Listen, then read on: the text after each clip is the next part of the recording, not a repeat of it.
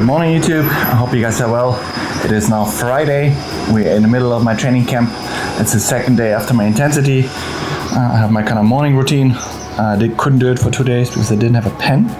But now we got a pen and some things I do in the morning. We go through. I can go through it with you. I guess I thought maybe it helps. For sure helps me. I really noticed not having a pen and putting some of your thoughts on paper.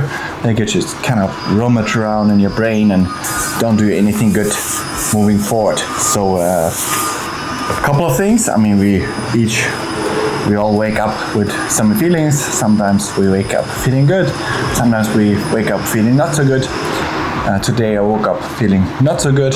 One of them is obviously just training fatigue. The body is going through a lot. Again, as I said the last days, it's beautiful here, it's amazing, but the taxation of even just doing the normal training is probably double of what I have at home, just because how everything is situated. It's different, so I have to definitely today adjust a lot to just not overcook it, because that is not maintainable, and that's not smart either. So we're gonna start with a beautiful bike ride for sure, easy. I don't care about zones too much. It will automatically do it with the hills. Have a look at that. But then I thought, let's have a look a bit. So normally I have a couple of things to write down, but like one of them is for sure something you're grateful for, and it's a bit washed down, watered down, and sometimes I kind of wrote, but if you don't feel it, I feel like it doesn't work. I kind of wrote, healthy body, having time to live my dream, but I didn't feel like it really sunk into me. Because it was more of a state of pain and suffering right now. Because it's a bit tricky, because I'm like in this in-between period right now. And some people call it like the lonely chapter on the internet. But it's basically true, because you're kind of in between these phases. You're out of this old life that you lived, and maybe you can relate, but you're not established enough, I haven't done the work to fit into this new life that you're looking for. And I'm kind of there right now. So it's not easy. There's some pain and suffering, and I was like, okay, I do feel pain, I do feel suffering, although I'm doing better in training than I have before. I'm breaking my own PBs. Why do I still feel this pain? So and you have to put it a bit on paper.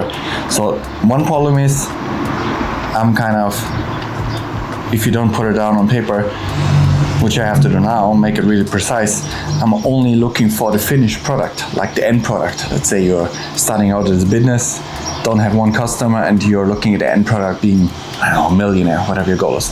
Or let's say you weigh 300 pounds, and you look at the end product at being ripped and having a six-pack. Or let's say you never ran before and you're looking at the end product, okay, this is a marathon in 3 hours. So like something that's very far away. For me, that is, for example, winning a pro race, or let's say podium in a pro race. The end product is kind of this objective one in pro sports, and you can break that down into objective ones at swim speeds and bike thresholds and run thresholds and speeds, workouts you do that kind of put you into the realm of being there. So the main pain that I feel is kind of I wrote down here, the pain of growth, trying to get closer to my dreams. That is really the main pain I feel.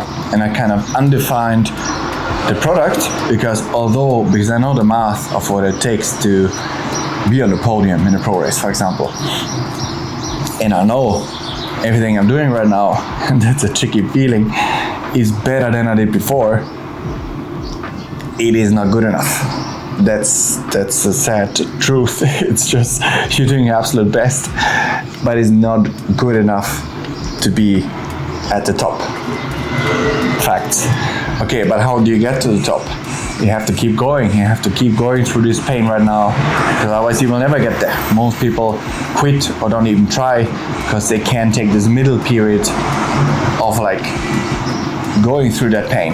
Like I said, it doesn't have to relate to pro sports at all. It can be the weight debate, it can be mental health, it can be anything that you want and you know about your life, okay, I have this situation, there's this middle period of significant pain and suffering to get to this other side of what you want. And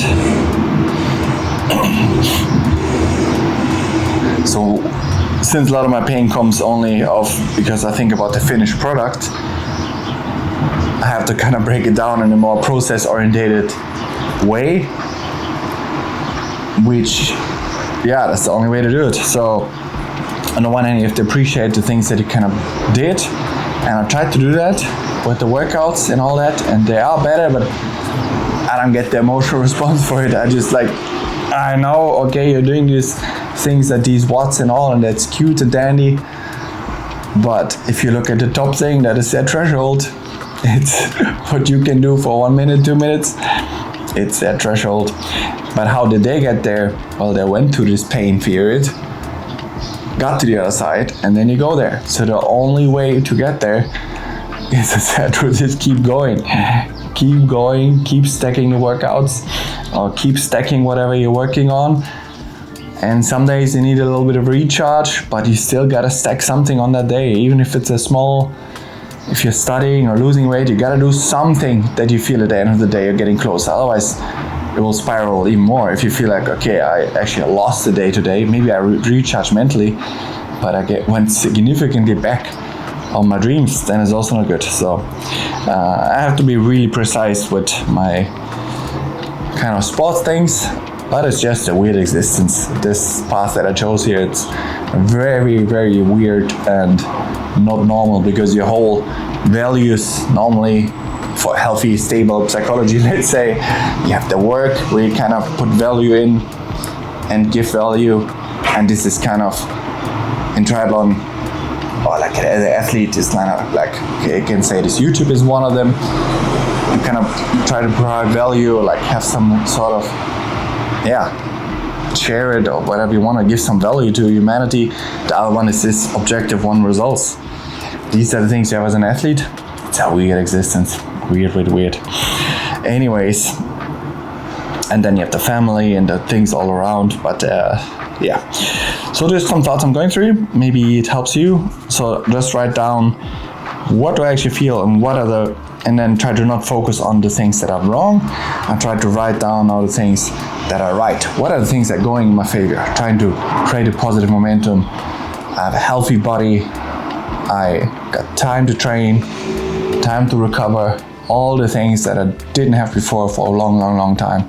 I'm here, beautiful knees, I can ride outside on the bike, I have a beautiful bike, I have all these things. So I really have to force it on those days to focus on the positives, and then keep moving. I'm about to get ready on the bike. One issue was, I don't know if some of you still have this zip extender, you can put the air out. So the trick is, actually, I found it online, you screw it out and then turn it around and then push it down, then you can put air out. Because I had still way too high pressure at like 5.8 bar, and I was bumping around on these roads. I'm gonna go 4.5 bars, really low, because you're just bumping around. That's not fun to ride either. So I hope that talking about the struggles of humanity as a whole help you guys, because we are in a very toxic time when it comes to social media, where everybody just posts their successes and it gets worse and worse, and everybody thinks, but everybody else is doing so great. If anybody has a massive success like that in any area of their life, like any area, if it's sports, whatever you see out there, the amount of pain and suffering they went through to get that. If you achieve anything extraordinary, like way out of the ordinary, the amount of pain and suffering they went through, I can guarantee you, is on such a high scale, 10 out of 10, that they deserve that bit of feeling they get. Because it's the only way to get there, to reach those highs. You gotta have lows that are so nasty high, you wouldn't believe it. So anyway, so I thought, this is my journey, and there will be highs, but there will be lows. That's just the part of the journey. And one thing you also have to realize, or I also have to realize, everybody has, that there's either way you're gonna be suffering, right? So if you, let's say, take a very safe comfort route in life, you take a job that pays well, you have everything kind of set, everything's kind of going, but you're not shooting for anything big. You're kind of just like cruising. That's what on definition would be called comfort zone. But you're not in comfort zone. If you live that life, some of you might be watching and do that, and that's totally okay.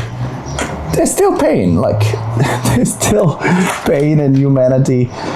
You can just choose your pain and suffering. Either way, whatever way you choose, there's gonna be pain and suffering either way. So either you suffer and have some pain on the way towards growth and going after something, changing yourself for the better, whichever area of life that is, or you choose the other route where you don't have the pain from suffering, from growth, but you're still gonna have plenty of pain and feeling whatever doubts or whatever, like what are you doing with your life, you're gonna have that either way. So whichever path you choose, as a human, there's always gonna be some pain and struggle involved.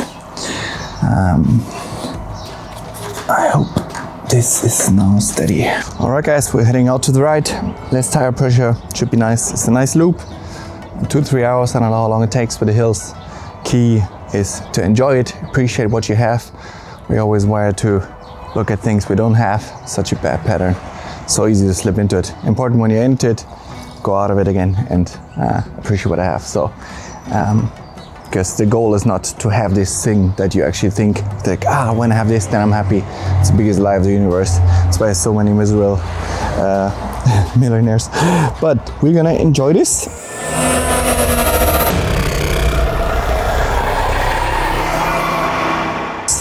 And have a nice ride. Show you around as well. Wow, what a difference tire pressure makes! Insane. Feel like I rode like a Ferrari on a dirt track before, bumping around, and now I feel like I'm having a mountain bike. Same bike.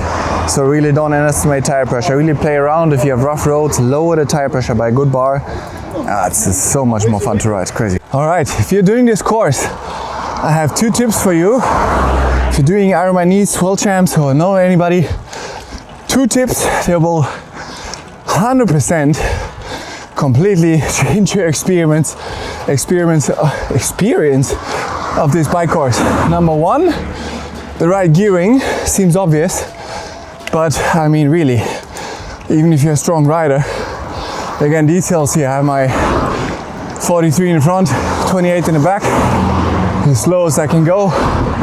It's 400 watts. So, I mean, when you think about it, like I said, the world champ on this course rides a 34 cassette in the back and has a 2x. Maybe you should also, or even bigger cassette. So that's number 1, right gearing. Second one, it will completely change it, is tire pressure. If I do this course on what you would normally consider the right bars, I don't know the PSI, sorry, 120, I don't know. I'm not even gonna try to convert that now. But, one is, where am I going? I think down here, yeah. So, right tire pressure.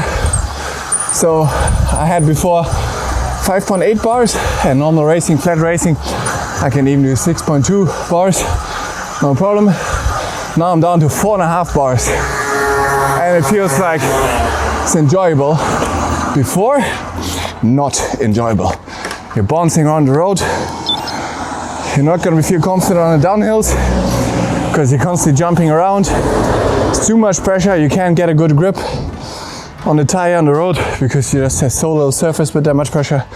So I promise you, those roads, those 2 things will make the race from unenjoyable, I'm not kidding, unenjoyable, because you're grinding up the hills. It's not fun, it's not supposed to be like that. Just because it's a hilly course doesn't mean you're supposed to go all out view to max on each hill. That's not the goal. You're doing an Ironman, and even, don't go up a hill efficient with 60 k's and grinding. That no pro cyclist does that either. So yeah, get the right gearing, get the right tire pressure, and this is gonna be a fun ride.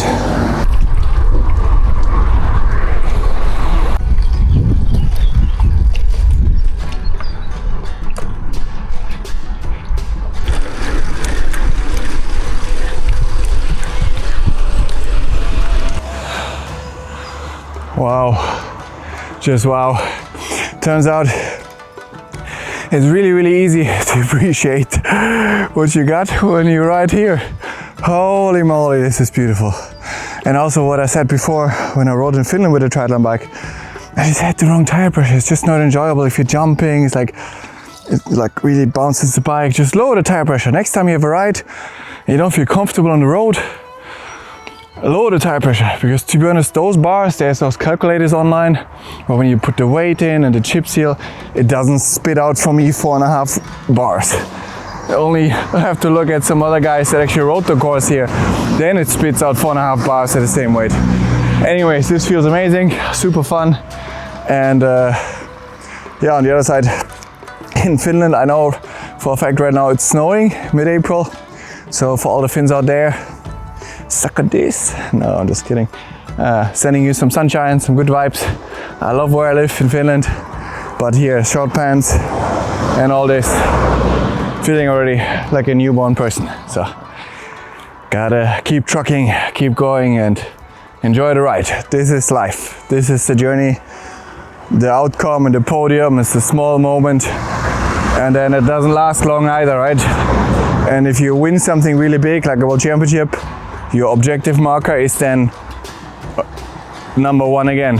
So your standard just higher, and if you do second after, it's not as good as the first one. So it's always rabbit chasing something that is made up. So unless we enjoy what we got here and enjoy life, I think it's a big waste of time. So let's enjoy life together here in this video.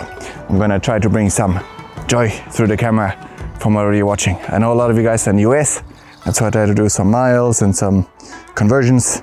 This ride here has 1,300 height meters up, should be around 4,000 something feet, if the math is right. The whole course has 2,500 meters of altitude up, 6,000 something feet of climbing, but I'm not doing the whole course. So there is an app that I have, I'm not sponsored anything, just telling you, it's called Komoot. You can see, you can download and plan the route, and then you can just follow it like that. I put a bit of watts, heart rate, time on there, but yeah, mainly just so you don't get lost. I put it on screen. Komoot has a paid version, but then you can download the GPX and just upload it in your Garmin or whatever and can follow it. And Australia has something similar. I like that one. It has any country you have, running loops, everything. It's great.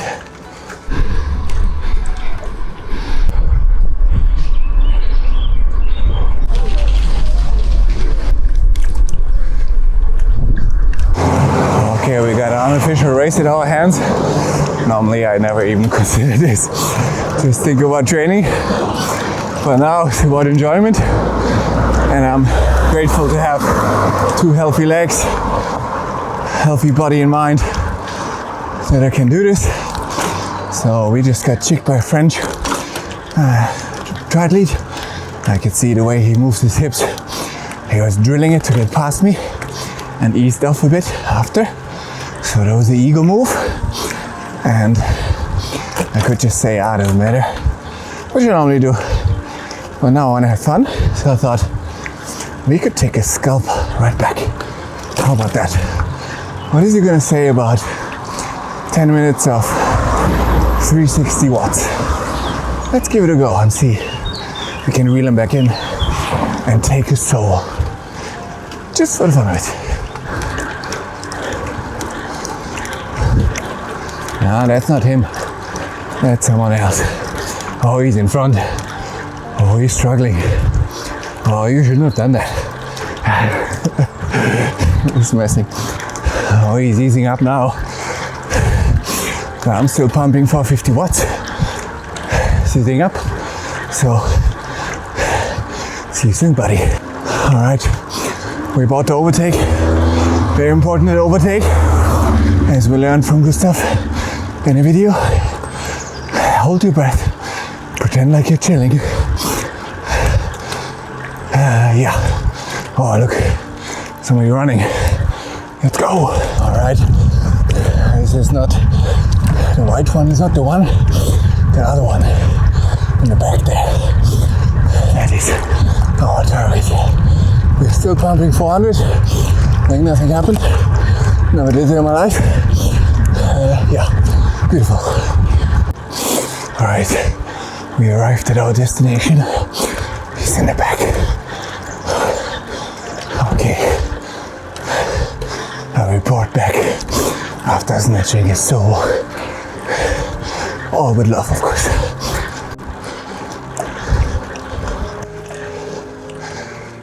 Really beautiful. We got some loops going up like side to side. Really nice.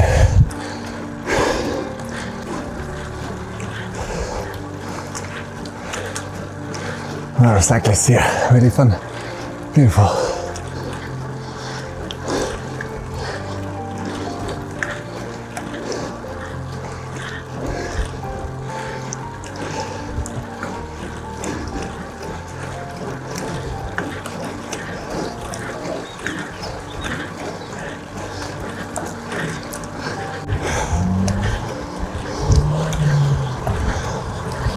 Bro that I just passed said, still 4 kilometers to go. Really? Where is this going? Or does it mean a downhill as well? Because we're pretty much at the top here. Must be downhill coming. Look at this. Luckily I have arm sleeve with. Didn't think I would need it, but I will. I'm downhill. Oh, but wait. There's more.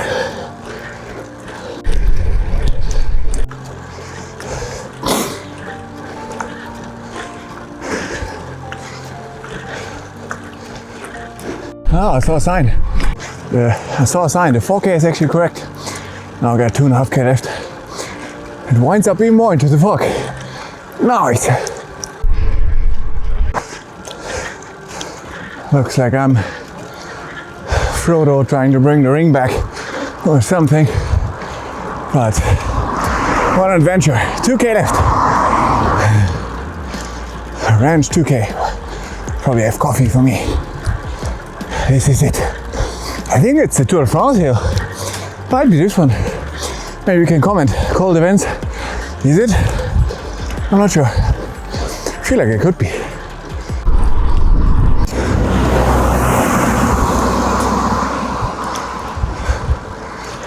As you can see nothing.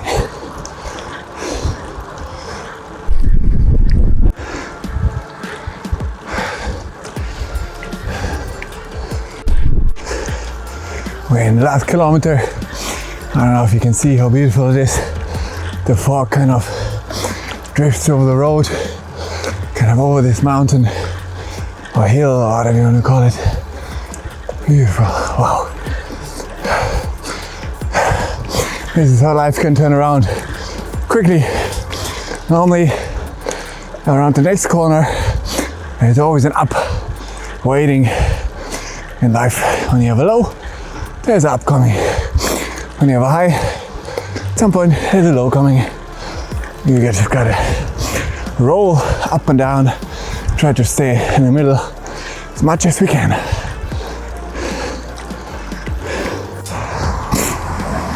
All right, welcome guys. We're at the top. I talked to someone, he said it was at some point Tour de France, part of it at least. So that's nice. That was a nice climb. Whoa, love the mountains. Forgot how much I love the mountains. I've been living in the mountains for so long, like not having them, you really miss them because it's just, yeah, you're so connected to nature. Really special place here if you guys want to come for training camp, especially for the Finns out there. It's so easy to get here, straight flight. The airport is literally, you can walk from the airport to the city center, is right in there. Absolutely beautiful. So, gonna put my arm sleeves on for a second. Those arm sleeves I have, literally still the best ones since my first Ironman, 2012. There are some other champions coming up. one guy, he almost fell off his bike at the top here. It's like, shit, the hill really gave it to him. Yeah, hills are no joke. That was fun. I didn't tick the guy, by the way. That guy collected a lot of scalps. Wrong way. A lot of scalps on this hill. I could have gotten him, but reality is then afterwards you have to stay on the gas for the rest of the climb. And I already pushed quite a bit for a long time, so he got me this time. That's okay. I still had a lot of fun. Didn't want to, drill it ego-wise and then just not enjoy this ride. That was super fun. That was a fun moment though with him and whoever that stranger was. Just fun. But there's a lot of competition going on this hill. Hot damn. So some guys at the side of the road just said there was someone in front of me and they waved to the guy in front of me. They waved like back towards me. I was like, guys, did he lose something? What's going on? There was a dog. So I was like, what's up? And they meant like, oh, there's someone coming. And then the other way as well was like, for me, when I was going to call, it was like, dick him, like, get him. I think cycling culture is very competitive, it seems.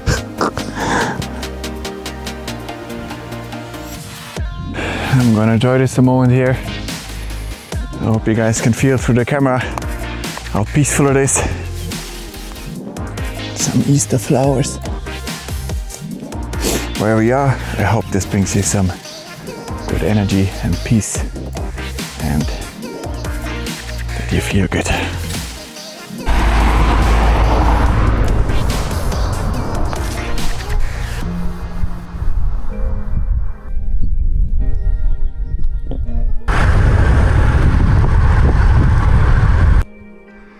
No way. Check this out. I mean, in a race you can't stop anyways. I'm not sure if I'm on a downer already, but I'm sure gonna be at some point on the Ironman one. But holy moly, what an area. Very special. Gotta go.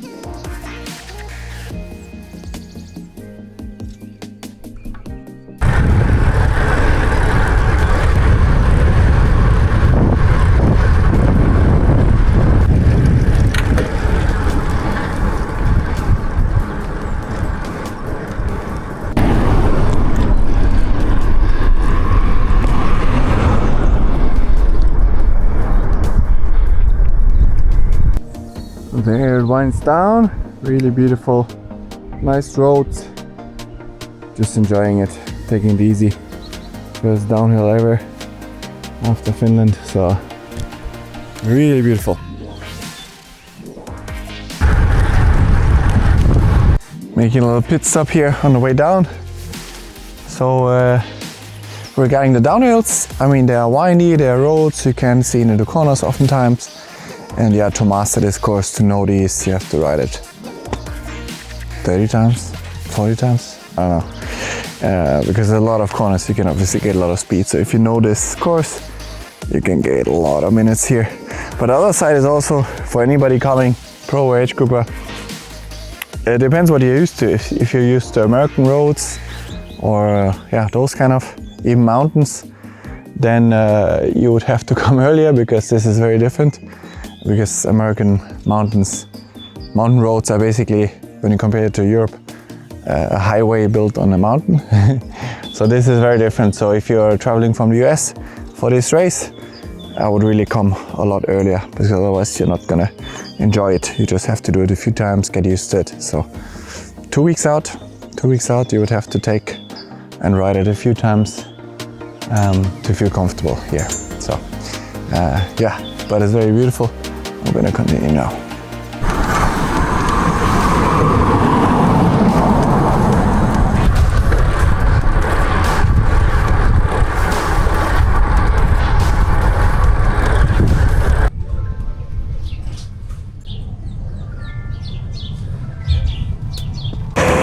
All right, made it pretty much to the bottom of the hill, or mountain, or what do you want to call it. Very interesting. There's a couple of more factors than just the hills and the roads. You have road surface, which you might have heard about. But again, unless you've ridden it, you're a theorist, not a practitioner. So road surface, bumps, there's some bumps, especially in the last section. You really gotta notice and where you ride it on the road, big difference. Then you got, okay, now you got the cast as well. Stones, don't forget the stones, which roll down the mountain and might be on the road. Even on the race, you don't know, there might be fresh stones coming. So I would say if there's 3 different types of riders, you have the one that is a poor downhill rider, just doesn't know it, an average one, and you have the pro cyclist that is, let's say, a pro tour rider that's really good. I would say the difference, because before I think I heard someone, it's maybe 2 minutes on a downhill.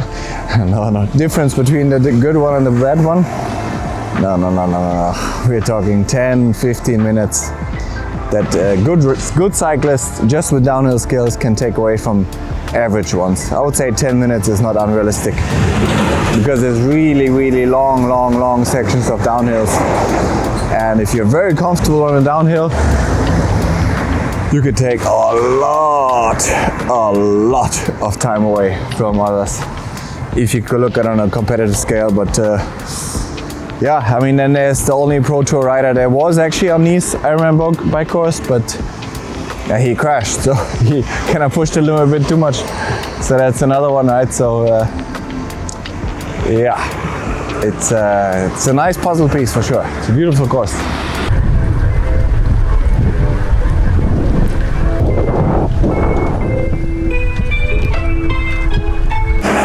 Alright guys, I made it back home. Beautiful course. Forgot one part as well to mention, which is the wind on a downhill. So let's summarize everything until now that I learned about this course. First, get the right tires, as wide as you can, most likely 28 millimeters, depending on your wheel and all that.